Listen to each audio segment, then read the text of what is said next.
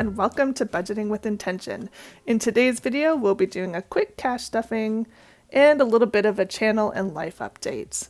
If you're new, welcome. If you are returning, welcome back. I'm also going to say a welcome back to myself because it feels so good sitting down again after an unintentional month-long break.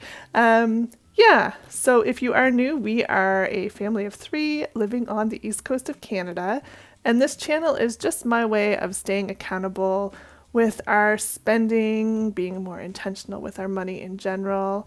So thank you for being here with me along the way and helping me to stay accountable. So jumping right in, today we've got some cash to allocate to some different envelopes. We've got some cash to empty out of my wallet. And I guess I will give you a little bit of an update on where we are and where we're going. So first things first, I'm going to empty out any money that I have left over from last week, which I don't think is anything. Just do a quick check. Yeah, no bills anyway. And I think there's probably, there is. So we've got $2.30 going into our big money jar here. Okay, so that's that. And then, gosh, it's been so long I can't remember the order that I do this in anymore. So I think what I'm going to do is allocate next week's spending money first, and then we'll do the rest of the envelopes. So for next week's spending, I actually have 2 weeks here, so I'm just going to separate them out. If you are new, if this is your first time watching, or if it's been a while since you've been here, we usually spend cash money for things like groceries, pantry and household items, pocket money, things like that. So that's what this money is going to be for. And we usually do $100 each week for groceries. So that's $100 for this week. 2, 3, 4, 5, and $100 for next week. And then $20 of pocket money. So that's 20 this week, 20 next week. We put $10 into our pantry and household fund. So $10 for this week, $10 for next week. And then we have $10 left. So I'm going to put 5 for each week to go towards miscellaneous items. So that'll be for next week. I'll set that to the side, and then we'll put this in the wallet.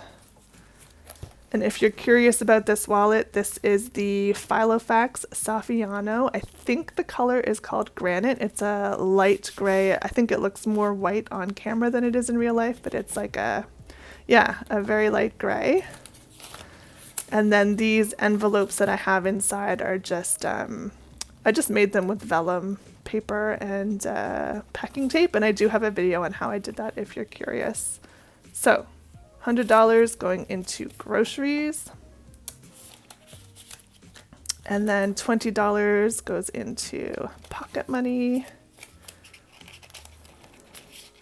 Oh yeah, and I forgot to say the whole spiel about like and subscribe and comment, but you guys know the drill. If you like what you see, show me some support in whatever way feels good to you. Okay, so $5 is going to go into the other / miscellaneous envelope.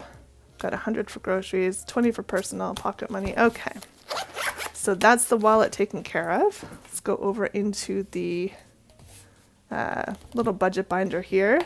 So the pantry money I'm going to put in here.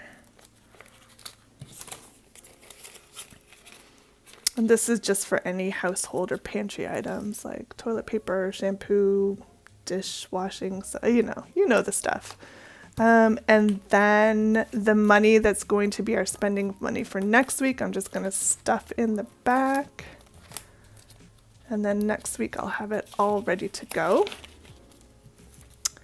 And then this other pile of money here is from a piece of furniture that we sold. We sold something on Facebook. We got $250 for it. They paid in cash. So that will be going into an envelope. And the envelope it's going to go into is the just in case envelope, which if you saw a couple of I almost said episodes, a couple of episodes ago, a couple of videos ago, or maybe it was even last video, I talked about the possibility of one of us going on strike. Well, the vote came in and one of us will be going on strike. We don't know when that's going to happen yet, or how long, but we've been putting money aside as it's coming in just in case we need it for that. So that's going to be another $250 going into our just in case fund today. So see how much we already have. So we've got 100, 200. It's kind of awkward. Let me do it over here. 100, 120, 140, 160. We've got 165 already in there. We're adding another 250 to that, which gives us 250, 415 in total. So let's just count that up and make sure. So 50, 100, 150, 200, 250, 300, 350, 350. Where am I? I lost my counting. Okay, 370, 390, 410, 415. Okay, perfect. So we're at 415. We also have $290 in the bank in our savings towards strike pay. So 290, 415. So that is $705 that we've got saved up for whenever that strike happens. I'm kind of hoping it just gets pushed later and later because that gives us more and more time to save for it. We do get a small stipend to cover food and essentials during the strike, but I think it's only $150 a week, so obviously not enough to live off of or pay rent with or any of the other big things that people need to live. So yeah, we're doing our best to save up as much as possible, just in case, we're on strike for more than 2 weeks. We have enough to get by in the bank if we shuffle things around for 2 weeks. Barely. That would be like bare essentials. So we're trying to build up that buffer in case that we need, a longer strike period, or just to use that money instead of taking from all of our other savings. So I hope that made sense. So that's a little update on the strike. I feel like there was more updates to make. Yeah, we took that little break from the channel. That was just, like I said, it was unintentional. Life was getting busy and school had ended, and I always underestimate how much energy I have to spread between all my different activities.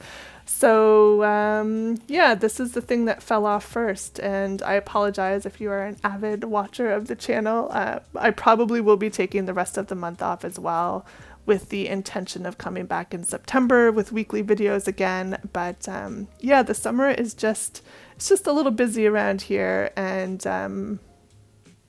that's just the way it is. This seems to be always the thing that kind of falls off the bottom of the list. So I hope that's okay. What else?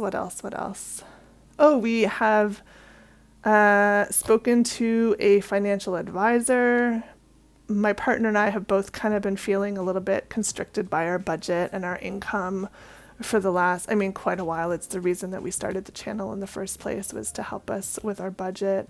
We're still paycheck to paycheck a year and a bit later after starting this channel, and it doesn't feel good. We want to move forward. We want to get out of that cycle.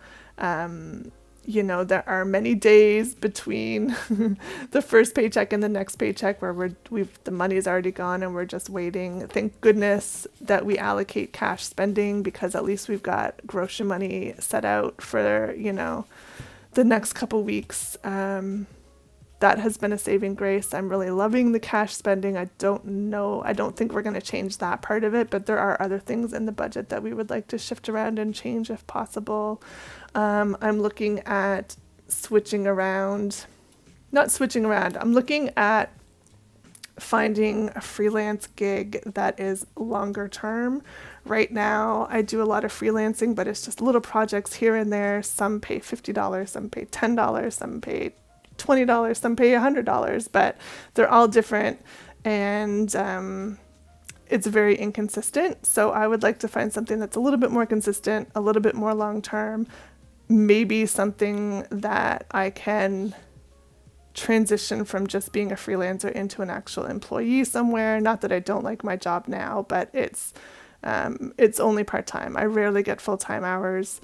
I don't know how to explain it. I have a contract. I'm not an actual employee. I just have a contract, so I don't have benefits or vacation pay or any of that stuff. I don't get paid for Christmas Day or taking any holidays off, or if I have a medical appointment, I don't get paid for any of that. So it would be nice if I could find something that included benefits as part of the pay, or that paid enough that I could take off my own deductions, make my own benefits package, and still have money left over to live with. That would be great too. Either or, I'm happy with. But yeah, just feeling the need to change things up, feeling the need to shift things around. Yeah, I'd also like to transition some of this cash into digital money.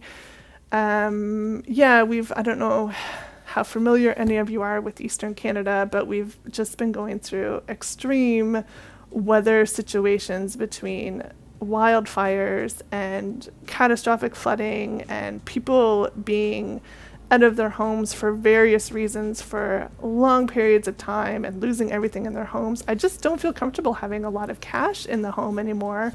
A little bit, of course, for emergencies. It would be nice to have a little bit just in case you need it, but having $1,000 or $2,000 in cash, which we don't have, but having a lot of money in cash is basically what I'm trying to say. It just doesn't feel comfortable anymore. I'd like to transition a little bit of it to the bank.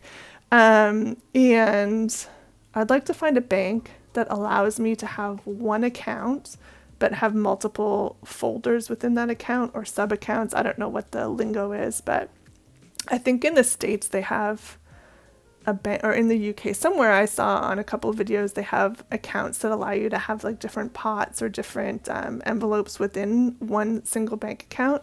I haven't been able to find one in Canada that has that option. If you are a Canadian that has a bank that allows you to do that, one account, multiple subfolders, let me know, because that's something that I'm looking for, something I'd be interested in. So yeah, looking for that. We've been talking to a financial advisor. I don't know if I mentioned that yet or not. Just lots of changes on the horizon, lots of changes that we're willing to make and shifts that we're looking forward to happening. Really, really, really want to get out of this paycheck to paycheck cycle. So that's going to be our main goal going forward for the rest of the year. We're going to take the month of August just to step back from things and reevaluate, shuffle things around, maybe try a different system or two, see if anything feels good. And then in September, of course, when I come back, I will give you the update and let you know what we decided. We might just stick with exactly what we have because it is working in certain ways. Or we might be completely different. Who knows? But in either case, I thank you so much for joining me on this journey.